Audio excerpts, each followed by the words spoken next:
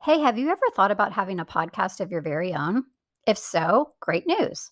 Spotify has a platform that lets you make one super easily, then distribute it everywhere and even earn money. It's all in one place for free. It's called Spotify for Podcasters, and here's how it works. So, Spotify for Podcasters lets you record and edit podcasts right from your phone or computer. So, no matter what your setup is like, you can get started creating as soon as today. Then you can distribute your podcast to Spotify, and everywhere else podcasts are heard. Video podcasts are also available on Spotify, so that's pretty cool. And with Spotify for Podcasters, you can earn money in a variety of ways, including ads and podcast subscriptions. And best of all, it's totally free with no catch. Ever since I discovered Spotify for Podcasters, I really just feel like it's taken my podcasting to a whole nother level. So I highly recommend you give it a try if a podcast is something that you've been thinking about as well. Just download the Spotify for Podcasters app or go to www.spotify.com/podcasters to get started.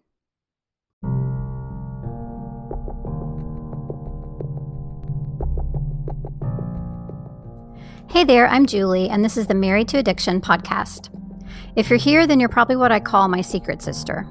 We're in a situation we never asked to be in and fighting a battle we never wanted to fight. We're faith-filled women who are married to an alcoholic, and it affects every inch of our lives. If that sounds like you, then this is a safe place for you to land. Married to Addiction is a faith-based podcast where I help you find the tools and strength you need to navigate your husband's addiction without losing yourself in the process. So please subscribe and tune in as often as you can, because your husband's recovery is important, but so is yours.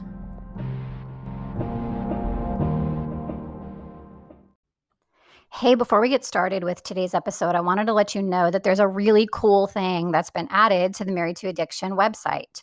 So, as you probably have seen, if you have been here for any length of time, sometimes the things that I offer will change. Sometimes the freebies will change. Sometimes the program offerings will change. Just like with anything, over time, things evolve, right? Well, it's kind of been a little bit challenging to keep up with that up until now as, a listener and or a website visitor, because you would just go there looking for something and it would just be gone and you were wondering, okay, what the heck? Well, what else is there?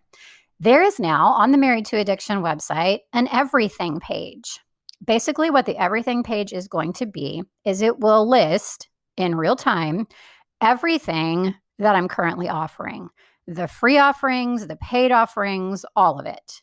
So you can always head to that page, and I want you to bookmark it so that you have it ready at any given time to see what's currently available. Be sure that you do check in regularly because, like I said, things shift, things change. There might be things on there right now that you don't even know that I offer.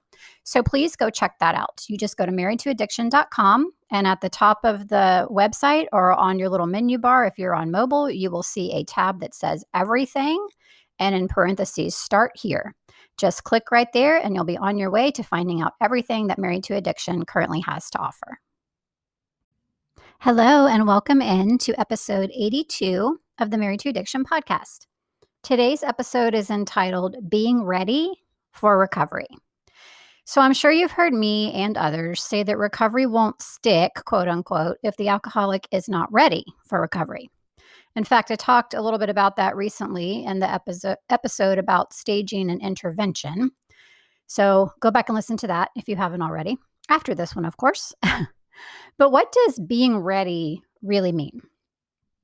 I was thinking about this, and I think the best analogy, even though they are on two totally different levels, is equating being ready to quit drinking to something that mostly everybody has experienced, being ready to eat healthy, or being ready to go on a diet, or being ready to watch what you eat. If you've tried to eat healthier or lose weight before, which most of us have, then you know that can be really hard. And sometimes it truly feels downright impossible.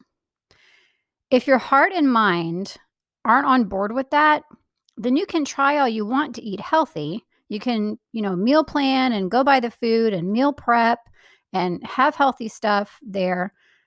But if you're not really in it, if you're not really feeling it, like I said, if your heart and your mind are not on board, then you're not likely to stick to it for very long at all. But then there's those times, and I'm sure you've had these too, that things are different. It's like something in you just flips and you actually feel ready. You're ready to make a change. You feel motivated. You have a real desire. You just know you're ready to do the thing. Have you ever had that happen with healthy eating before? Like most of the time, it just feels like absolute drudgery. And then every once in a while, you're like, yeah, I totally want to do this and I'm ready to do this. And you do it. Now, it may last for a month or so and then kind of wanes. But the point is, you have to be ready. Like there has to be a feeling of readiness behind that for it to really, truly be successful. It's probably similar on some level for alcoholics, although, of course, like I said, these are two totally different things. They're also dealing with the heavy weight of addiction and all of the changes that that causes mentally. But I think they just aren't ready until they are, right? Kind of like with us. So if it feels really hard for us to quote unquote be ready to start a healthy eating plan, how much harder must it be for an alcoholic to be ready for sobriety? And here's something else to think about. So, what if somebody told you when you were getting ready to start your healthy eating plan, even if you were totally felt ready, like you were ready to go this time, you were in a good headspace around it. But what if they told you, okay, well, I'm really happy that you're excited to do this. We're going to start it. But just one more thing. Once you start this healthy eating plan, you can never have sweets again. Not just while you're trying to lose weight, not just until you get to your goals, but never, ever, ever again. No cookies, no cakes, no sweets, no donuts, no nothing. Never again. If you had come to rely on sweets to bring you happy feelings, you would probably be really reluctant to give that up, even temporarily. But you would be absolutely reluctant to commit to giving that up forever. How excited would you be to start that diet or that eating plan then? How likely would you even be to actually go through with it and start it? You probably wouldn't, right? And that's just food, which is, while it can be addictive, is not nearly as addictive as alcohol. And yet, it feels almost impossible for us sometimes to stay away just from the things that we know we shouldn't eat.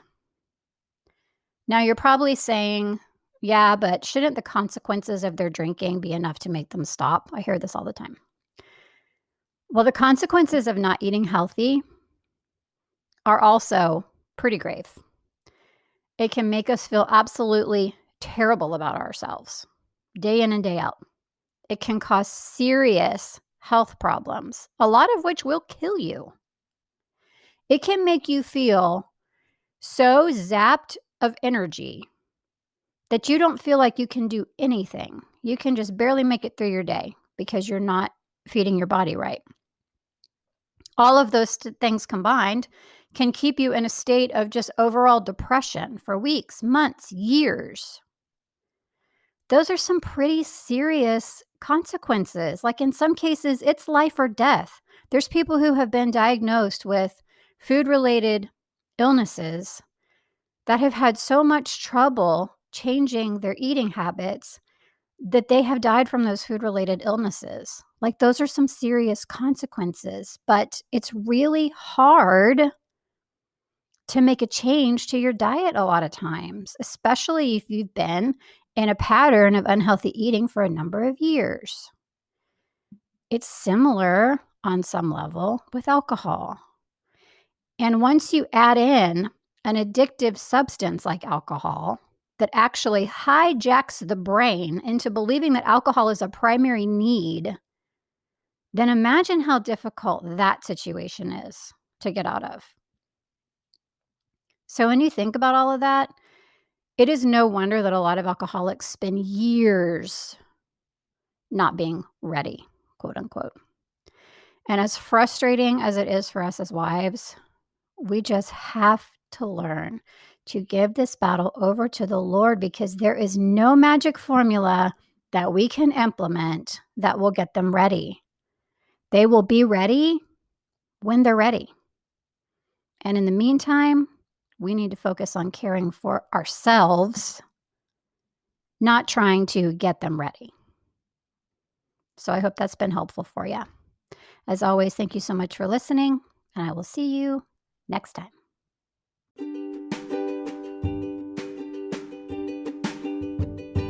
Hey, one more quick thing before I let you go today. Do you follow Married to Addiction on either Instagram or Facebook, or both? If not, I would love to have you join me over there. It's a great place to stay connected with everything that's happening with Married to Addiction. I post updates about my podcast episodes, of course. I post about my freebies. I post about my programs. I post encouragement in the way of Bible verses and things like that. I also post just like some helpful little teaching nuggets sometimes too. So I really think that you would get a lot of value out of that as the wife of an alcoholic, and I would love to have you join me on either Facebook or Instagram, or both. You can find me at facebook.com/married to addiction, or just at married to addiction on Instagram. I hope to see you there.